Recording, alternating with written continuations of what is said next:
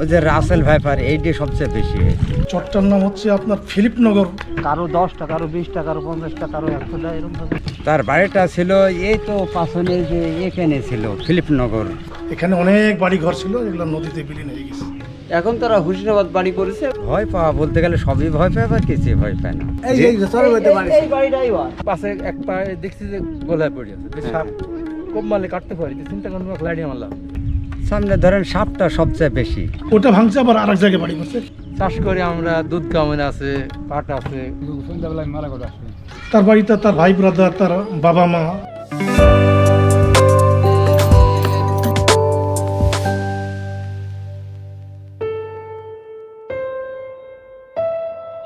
কুষ্টিয়া জেলার সীমান্তবর্তী এক জনপদ দৌলতপুর। এই দৌলতপুরেরই ফিলিপনগর একসময় যেখানে জীবন ছিল গানের মতো সহজ, মানুষের মতো আপন। এই মাটিতেই জন্ম নিয়েছিলেন বাংলাদেশের প্রখ্যাত বাউল সঙ্গীত শিল্পী শফি মণ্ডল, যার কণ্ঠে ধরা পড়েছে গ্রাম বাংলার সুখ দুঃখ, প্রেম বিরহ আর মানুষের চিরন্তন দর্শন।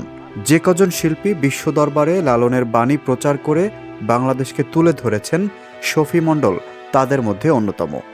একজন শফি মণ্ডল সৃষ্টি করেছেন অসংখ্য জনপ্রিয় শিল্পী, সুর করেছেন লালন ফকিরের অসংখ্য গান।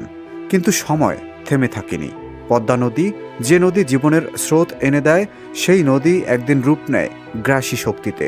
নদী ভাঙনে একে একে বিলীন হয়ে যায় ফিলিপনগরের বহু গ্রাম, হারিয়ে যায় পথঘাট, ঘরবাড়ি, স্মৃতি আর শিকড়। নদীর বুকে বিলীন হয়ে গেছে শফি মণ্ডলের জন্মভিটাও, যে উঠানে প্রথম ধরা দিয়েছিল বাউল গানের সুর, যে মাটিতে পা রেখে তিনি দেখেছিলেন জীবনের প্রথম আলো। আজ সেখানে নেই কোনো বাড়ি, নেই কোনো ঠিকানা, শুধু আছে নদীর ঢেউ, চরের তপ্ত বালু, ধুধু মরু, আছে স্মৃতির গভীর দীর্ঘশ্বাস। কিন্তু নদী কেড়ে নিলেও কখনো কেড়ে নিতে পারেনি মানুষের কণ্ঠ, সংস্কৃতি আর আত্মার গান।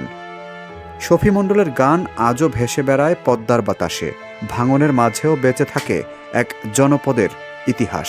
এটাই ফিলিপনগর, এটাই পদ্মার গল্প, আর এটাই এক বাউলের শেকড়, যা নদীতে হারালেও হারায়নি ইতিহাস। এটা মঞ্চ এমপিরা মিটিং টিটিং করতো, এমপির বাড়ি কিন্তু। আসসালামু আলাইকুম। আলহামদুলিল্লাহ ভালো আছে। আচ্ছা, এটা তো আবেদের ঘাট, তাই না? জি জি, আসলে এখানে বাড়ি ঘর যা ছিল নদীর ভাঙনে সব বিলীন। হ্যাঁ, চরটার নাম ফিলিপনগর চর। এখানে কি মানুষ বসবাস করে? এখন মানুষ নাই, মানে তো হালকা কিছু বসবাস করে। মানে ওরা কি পানি আসলে ওখানে থাকে, পানি আসলে ওই যখন ডুবে যায় তখন চলে আসে, এখন ওখানে থাকে, চাষবাস করে? বাতান বাড়ি হিসাবে থাকে। গরু বাছুর পোষা ছাড়া অন্য কোনো ই নেই। হয়তো গরু বাছুর পোষে যখন বন্যা হয়ে যায়। বিখ্যাত একজন কণ্ঠশিল্পী শফি মণ্ডল, উনি কি আপনাদের এই গ্রামের সন্তান? এই বাড়ি এই চরের মধ্যে বাড়ি, এই বাড়িটাই এই বাড়িটাই তো এই বাড়ি কত সালে ভেঙে যায়, এখানে কত আগে ভেঙে যায়? ভাঙিছে মোটামুটি 14-12 সালে। এখন তারা হুসনাবাদ বাড়ি করেছে এবং ঢাকায় তারে। আমার নাম মোহাম্মদ আশরাফুল আলম।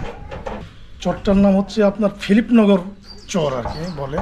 এখানে বিভিন্ন গ্রাম আছে, ফিলিপনগর গ্রামের ভিতরে আরও, যেমন একটা গ্রামের নাম ইসলামপুর আছে, অরিজিনালি ফিলিপনগর আছে, এটা গ্রামের নাম আর কি। হ্যাঁ, এখানে অনেক বাড়ি ঘর ছিল, এগুলো নদীতে বিলীন হয়ে গেছে। নদী বলতে কোন নদী এটা? এটা আপনার পদ্মা নদী বলে। পদ্মা নদী। পদ্মা নদী। এখানে কতগুলো গ্রাম ছিল? আপনার কমপক্ষে 5 থেকে 6টা গ্রাম ছিল। আপনি যেটা বলছিলেন যে আপনার বাড়িও এখানে চরে ছিল, সেই গল্পটা যদি একটু শেয়ার করতেন আমাকে। আমি যখন এসএসসি পাস করি 1986 সালে, ওই সময় আমার বাড়িটা ভেঙে গেছে। আমি যখন ইন্টারমিডিয়েট পড়ি তখন আমরা বিভিন্ন জায়গায়, আমার আমি যখন ইন্টারমিডিয়েট পড়ি তখন আমরা বিভিন্ন জায়গায় বাড়ি করছি, মানুষের বাড়িতে। তো আমরা আশেপাশে যে যেখানে সুযোগ পাইছে সে যেখানে বাড়ি করছে। এইরকম করে কতবার আপনার বাড়ি? 4বার। 4বারই আপনারা নতুন কোনো জায়গা খুঁজে নিয়েছেন? প্রথম বাড়ি ভাঙছে, আমরা আরেক জায়গায় বাড়ি করছি, ওটা ভাঙছে, আবার আরেক জায়গায় বাড়ি করছে, এইভাবে একের পর এক বাড়ি করছে। পরে আমরা একটু দূরে যাই বাড়ি করছি। বাংলাদেশে খুবই জনপ্রিয় সঙ্গীত শিল্পী শফি মণ্ডল। জি জি, শফি মণ্ডল। শফি মণ্ডল সাহেবকে আপনি চিনেন? জি চিনি আমি। তার বাড়ি কোন জায়গাটাতে ছিল? তার বাড়িতে এখান থেকে 2 কিলো দূরে আর কি। 2 কিলো দূরে? দূরে। ওইটা কোন গ্রামের ভিতরে পড়ছে? ওটা আপনার ফিলিপনগরের ভিতরে। ফিলিপনগর। জি। তার বাড়িটার কি অবস্থা এখানে, মানে তার যে জন্মস্থান ছিল বা তাদের যে বাড়িটা ছিল? তার বাড়িতে তার ভাই ব্রাদার, তার বাবা মা, আত্মীয় স্বজন, প্রতিবেশী সবার বাড়ি নদীতে ভেঙে গেছে। জি। তারা যে যেখানে সুযোগ পাইছে সে সেখানে আশ্রয়ের ব্যবস্থা করছে এবং জমি জায়গা যে যতটুকু পারছে সে ওইভাবে কিনে বাড়ি করছে আর কি। এই মুহূর্তে আমি আছি কুষ্টিয়া জেলার দৌলতপুর উপজেলার হোসেনপুর ফিলিপনগরের আবেদের ঘাটে। এখানে এই যে ঘাটটি দেখতে পাচ্ছেন, এই ঘাটটি এখন যেহেতু নদীতে পানি কম সে কারণে ঘাটটিতে নৌকা দেখা যাচ্ছে না, কিন্তু যখন এখানে অনেক পানি থাকে, বর্ষার সিজনে এখানে অনেক পানি আসে, তখন এখানে কিন্তু এই ঘাটে অনেক নৌকা এসে ফেরে।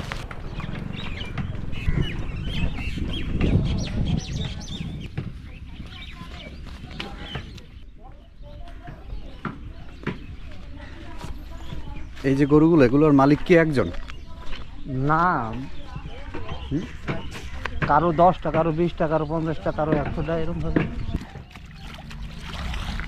ফিলিপনগর চরে এখনও জীবন থেমে যায়নি।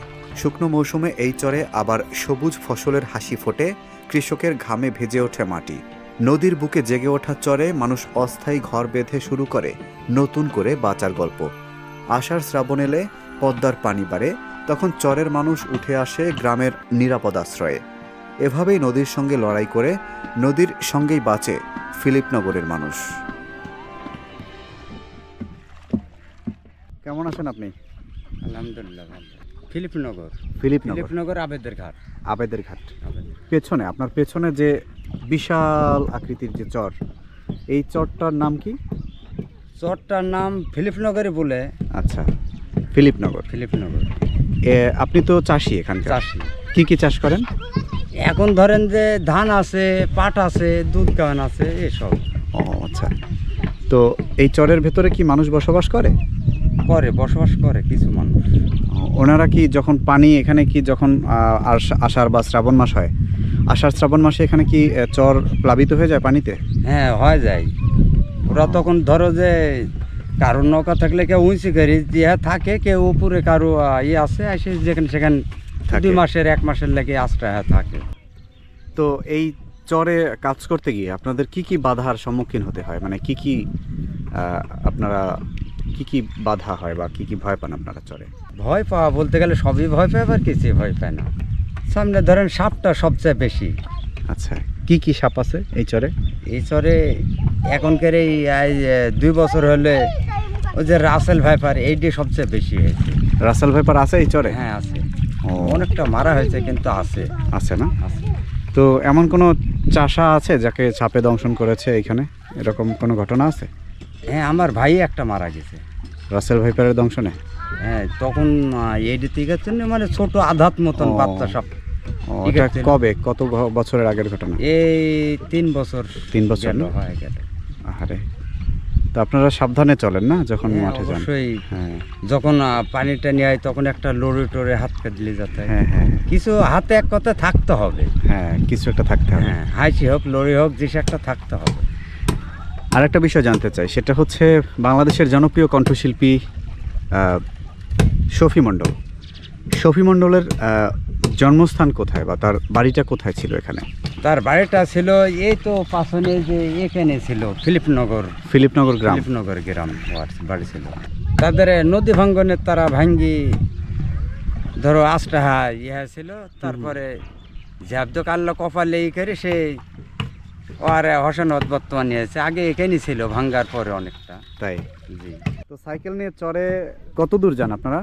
আমরা তো ওই অনেক দূর পর্যন্ত যাই। তাই? তো হাঁটার চেয়ে একটু সাইকেলে যাইতে তাড়াতাড়ি যাওয়া যায়। তাড়াতাড়ি যাওয়া যায়, হ্যাঁ হ্যাঁ হ্যাঁ, এই জন্য আমরা যাই। আচ্ছা আচ্ছা, যে হয়তো 8 ঘন্টার কেস হয়তো দেখা গেলো 10-15 মিনিটে চলে আসুন, হ্যাঁ হ্যাঁ হ্যাঁ। এই জন্য যাই সাইকেল নিয়ে। কি কি চাষ করেন মাঠে? চাষ করে আমরা দুধ গামন আছে, পাট আছে, মেলা রকমের আছে আর কি। তাই? হ্যাঁ, ভাই যেটা বললো সাপের কথা বললো, সাপ টাপ সামনে পড়ে না?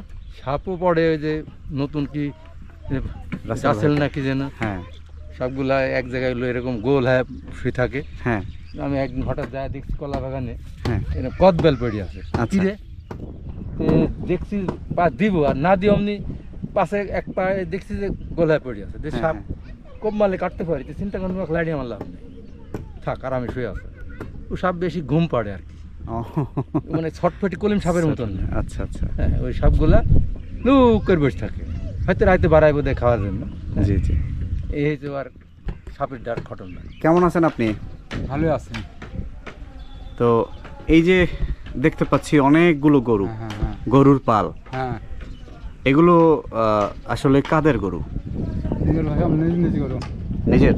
হ্যাঁ, কতজন মালিক আছে এই গরুগুলোর? 4 জন আর 4 জন। কতগুলো গরু আছে? 80-90টা। ও, তো আপনারা কি মানে 4 জন মানুষ যারা মালিক, আপনারা কি পালাক্রমে কাজ করেন যে আজকে আমি কালকে এরকম নাকি? হ্যাঁ এরকম করি। ও, আপনারা কি মাঠে কাজ করেন না? মাঠে কৃষি টিষি দেন না? কৃষি যে সময় দিনে এবার সমারে তো এই গরুগুলো কি রাত্রে কি কোথায় নিয়ে যান? রাত্রে যাইছেন নান্দি হুম, চরের ভিতরে? আর যখন পানি থাকে এখানে ভরপুর পানি থাকে, উপরে উপরে তুলি দিয়ে উপরে তোলা পর পানি ঢেলে তারপর উপরে তুলি। এদিকে নিয়ে আসেন? হ্যাঁ, ও, অনেক কষ্ট না? কষ্ট তো হবে। সারাদিন ওদের এখানেই থাকা লাগে। হ্যাঁ হ্যাঁ, আর রাত্রে রাত্রে রাত্রে আসবেন এই হিন্দু বাংলা থেকে। এই মাঠের মধ্যে? মাঝে মাঝে আরো গরু আছে ভিতরে আরো আছে না? হ্যাঁ, সন্ধ্যাবেলায় মেলা গরু আসবে। একটা গরুর সাথে একটা পালের গরু আর একটা পালের সাথে মেলে না? হ্যাঁ হ্যাঁ হ্যাঁ, সেটা আপনারা চিনে কিভাবে? ও চিনা মেজিং করে চিনা যায়, ও, মেজিং করে চিনা যায়। আমার গরু আমি চিনতে পারবো না জি জি। এরকম।